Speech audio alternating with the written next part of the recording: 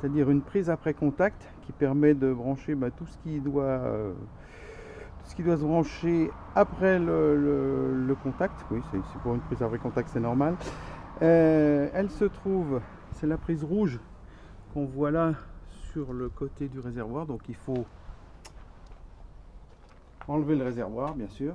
Alors, il y a deux petites durites qui vont à l'arrière du réservoir, mais qui n'ont pas le même diamètre, donc impossible de se tromper.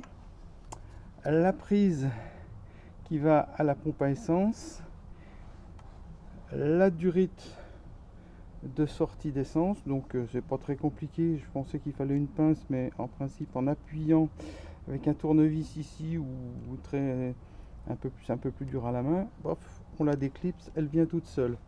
Et de l'autre côté, il y a la petite prise là qui elle est la prise de la jauge. Ensuite, quand on a pris la peine de desserrer ces trois vis, on peut enlever le réservoir en tirant vers l'arrière. Voilà. Donc il y a ce petit connecteur qui est branché dans cette prise et sur lequel il faut mettre deux fils. Il y a un plus, un moins.